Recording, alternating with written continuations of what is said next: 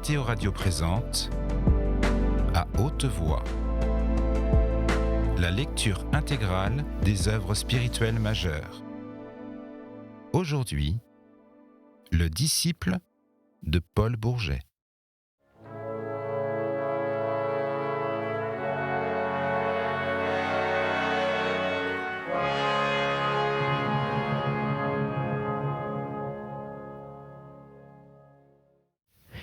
Il faudra que j'accompagne monsieur ?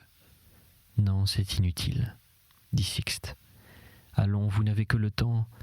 Pourvu qu'il n'ait pas l'idée de se périr, fit Carbonnet quand Mariette, descendue à la loge, lui eut raconté ce nouvel événement presque aussi extraordinaire dans ce petit coin du monde que si le philosophe eût annoncé son mariage. Ah, dit la servante suivant sa pensée, si seulement il voulait bien me prendre avec lui, je devrais payer de ma poche que j'irai. Ce cri sublime dans la bouche d'une créature arrivée de Péogre en Ardèche pour être domestique et qui poussait l'économie jusqu'à se tailler des casaques d'appartements dans les vieilles redingotes du savant prouvera mieux que toutes les analyses quelles inquiétudes inspiraient à ces petites gens la métamorphose opérée dans cet homme qui traversait en effet une crise morale pour lui terrible. Ne se sachant pas regarder, il en laissait voir l'extrême intensité dans ses moindres gestes, aussi bien que dans les traits de son visage. Depuis la mort de sa mère, il n'avait pas connu d'heure aussi dure, et du moins, la souffrance infligée alors par l'irréparable séparation était demeurée toute sentimentale, au lieu que la lecture du mémoire de Robert Gresloup avait du coup atteint le philosophe dans le centre même de son être, au plus profond de cette vie intellectuelle, sa seule raison d'exister. Au moment où il donnait à Mariette l'ordre de préparer sa valise pour son départ, il était aussi pénétré d'épouvante que dans la nuit où il feuilletait ce cahier de confidences. Elle avait commencé cette épouvante consternée dès les premières pages de ce récit où une criminelle aberration d'âme était étudiée, comme étalée, avec un tel mélange d'orgueil et de honte, de cynisme et de candeur, d'infamie et de supériorité. À rencontrer la phrase où Robert Gresloup se déclarait lié à lui par un lien aussi étroit qu'imbrisable, le grand psychologue avait tressailli. Et il avait tressailli de même à chaque rappel nouveau de son nom dans cette singulière analyse, à chaque citation d'un de ses ouvrages qui lui prouvait le droit de cet abominable jeune homme à se dire son élève. Une fascination faite d'horreur et de curiosité l'avait contraint d'aller d'un trait jusqu'au bout de ce fragment de biographie dans lequel ses idées, ses chères idées, sa science, sa chère science, apparaissaient unies à des actes honteux. Ah, si elles y avaient été seulement unies, mais non, ces idées et cette science, l'accusé de Riom les revendiquait comme l'excuse, comme la cause de la plus monstrueuse, de la plus complaisante dépravation. À mesure que Sixte avançait dans le manuscrit, il lui semblait qu'un peu de sa personne intime se souillait, se corrompait, se gangrénait, tant il y retrouvait des choses de lui-même, mais un lui-même cousu par quel mystère, au sentiment qu'il détestait le plus au monde. Car dans ce philosophe illustre des saintes virginités de la conscience demeurait intact, et derrière le hardi nihiliste d'esprit, un noble cœur d'homme naïf se dissimulait toujours. C'était là, dans cette conscience intacte, dans cette honnêteté irréprochable, que le maître du précepteur félon se sentait soudain déchiré. Cette sinistre histoire d'une séduction si bassement poussée, d'une trahison si noire, d'un suicide si mélancolique, le mettait face à face avec la plus affreuse vision, celle de sa pensée agissante et corruptrice, lui qui avait vécu dans le plus entier renoncement et avec un idéal quotidien de pureté. L'aventure de Robert Gresloup lui montrait dans ses livres les complices d'un hideux orgueil et d'une abjecte sensualité, lui qui n'avait jamais travaillé que pour servir la psychologie en modeste ouvrier d'un travail qu'il croyait bienfaisant et dans l'ascétisme le plus sévère, afin que jamais les ennemis de ses doctrines ne puissent arguer de son exemple contre ses principes. Cette impression fut d'autant plus violente qu'elle fut subite. Un médecin de grand cœur éprouverait une angoisse d'un ordre analogue si, ayant établi la théorie d'un remède, il apprenait qu'un de ses internes en a essayé l'application et que toute une salle d'hôpital est à l'agonie. Avoir fait le mal, le sachant et le voulant, c'est bien amer pour un homme dont la conscience vaut mieux que ses actes. Mais avoir dévoyé 30 années à une œuvre, avoir cru cette œuvre utile, l'avoir poursuivie sincèrement, simplement, avoir repoussé comme injurieuses les accusations d'immoralité lancées par des adversaires passionnés, s'être tendu à ne jamais douter de son esprit, et tout d'un coup, à la lumière d'une révélation foudroyante, tenir une preuve indiscutable, une preuve réelle comme la vie même, que cette œuvre a empoisonné une âme, qu'elle portait en elle un principe de mort, qu'elle répand à l'heure présente ce principe dans tous les recoins du monde, la cruelle secousse à recevoir et la cruelle blessure quand la secousse ne devait durer qu'une heure et la blessure se fermer aussitôt. Tous les penseurs révolutionnaires ont connu de ces heures d'angoisse. La plupart les traversent vite. Voici pourquoi il est rare qu'un homme soit lancé dans la bataille des idées sans vite devenir le comédien de ses premières sincérités. On soutient son rôle. On a des partisans. Et surtout, on arrive bientôt par le frottement avec la vie à cette conception de l'à peu près qui vous fait admettre comme inévitable un certain déchet de votre idéal. On se dit que l'on fait du mal ici, du bien ailleurs, et quelquefois qu'au demeurant, le monde et les gens iront toujours de même. Chez Adrien Sixte, la sincérité était trop ingénue pour qu'un pareil raisonnement fût possible. Il n'avait, lui, ni rôle à jouer, ni fidèle à ménager. Il était seul.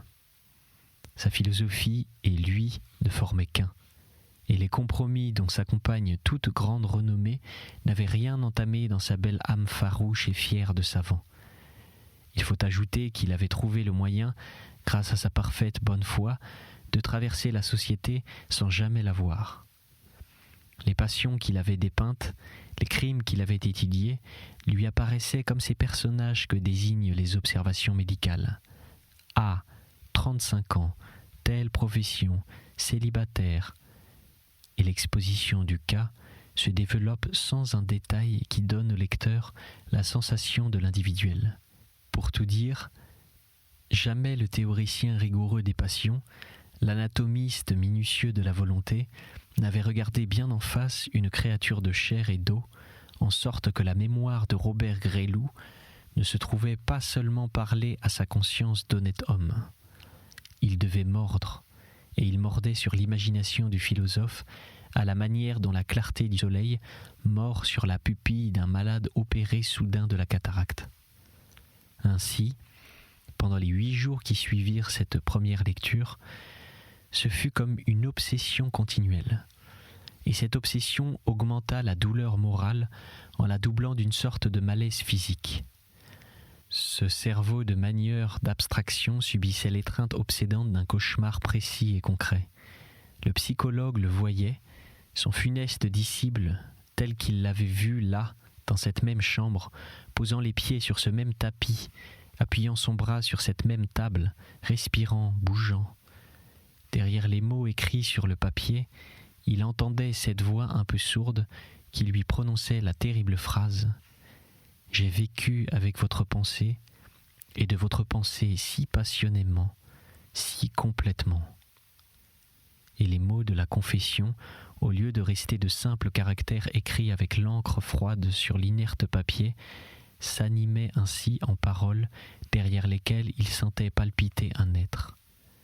Ah, songeait-il quand cette image était trop forte, pourquoi la mère m'a-t-elle apporté ce cahier ? Il eût été si naturel que la malheureuse femme, en proie à sa folle anxiété de prouver l'innocence de son fils, violât ce dépôt. Mais non, Robert l'avait sans doute trompé avec cette hypocrisie dont le misérable se vantait, comme d'une conquête psychologique. Cela seul, cette hantise hallucinante du visage du jeune homme, suffisait à bouleverser Adrien Sixte. Quand cette mère lui avait crié « Vous avez corrompu mon fils », car elle le lui avait crié. Sa sérénité de savant avait à peine été touchée. Pareillement, il n'avait posé que le mépris aux accusations du vieux Jussat répétées par le juge et à la phrase de ce dernier sur la responsabilité morale, comme il était sorti tranquille, intéressé même et presque allègre du palais de justice. Et maintenant, cette force de mépris, il ne la retrouvait plus en lui. Cette sérénité, elle était vaincue. Et lui, le négateur de toute liberté, lui, le fataliste qui décomposait la vertu et le vice avec la brutalité d'un chimiste étudiant en gaz, lui, le prophète hardi de l'universel mécanisme, et qui jusqu'alors avait toujours connu l'harmonie parfaite de son cœur et de son esprit, il souffrait d'une souffrance en contradiction avec toutes ses doctrines. Il était comme son disciple, il avait des remords, il se sentait responsable.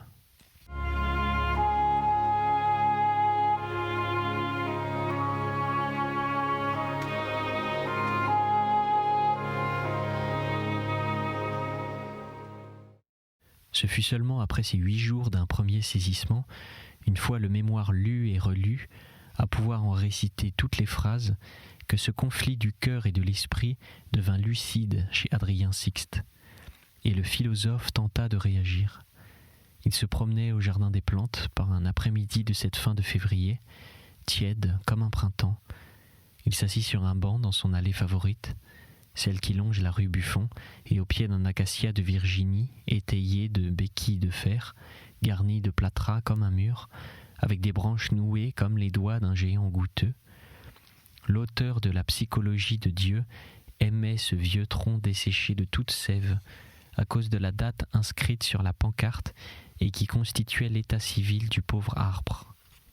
Planté en 1632. 1632. L'année de la naissance de Spinoza. Le soleil de 2 heures était ce jour-là très doux, et cette impression détendit les nerfs du promeneur. Il regarda autour de lui, distraitement, et se plut à suivre le manège de 2 enfants qui jouaient auprès de leur mère.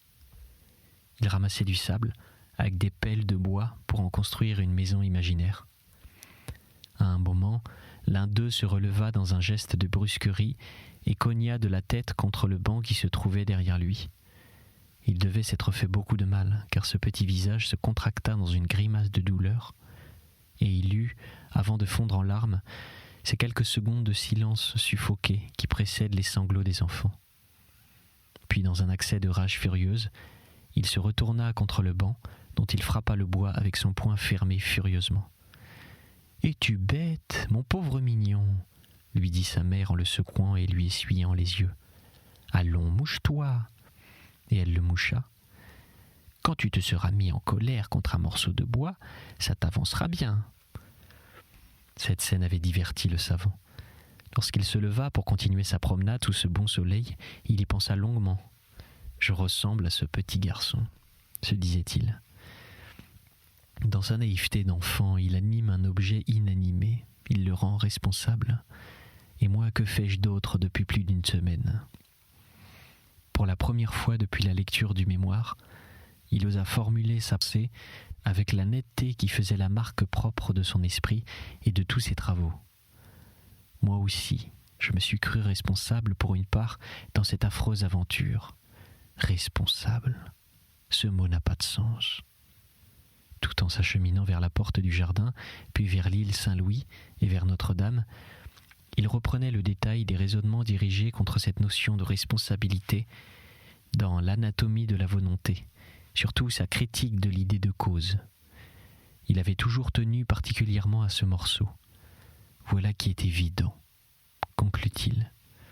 Et puis après s'être ainsi enfoncé la certitude une fois de plus dans son intelligence, il se contraignit de penser à Gresloup, à celui de maintenant prisonnier dans la cellule numéro 5 au fond de la maison d'arrêt de Riom, et au Gresloup d'autrefois au jeune étudiant de Clermont penché sur les pages de la théorie des passions et de la psychologie de Dieu. Il éprouva de nouveau une sensation insupportable que ces livres eussent été maniés, médités, aimés par cet enfant. Que nous sommes doubles, songea-t-il, et pourquoi cette impuissance à vaincre des illusions que nous savons mensongères ? Tout d'un coup, une phrase du mémoire de Gresloup lui revint à la tête. « J'ai des remords quand les doctrines auxquelles je crois, les vérités que je sais, les convictions qui forment l'essence même de mon intelligence me font considérer les remords comme la plus niaise des illusions humaines. » L'identité entre son état moral actuel et l'état moral de son élève lui apparut comme si haïssable qu'il essaya de s'en débarrasser par un nouveau raisonnement. « Eh bien, se dit-il, imitons les géomètres. Admettons comme vrai ce que nous savons être faux. Procédons par l'absurde. Oui, l'homme est une cause, et une cause libre.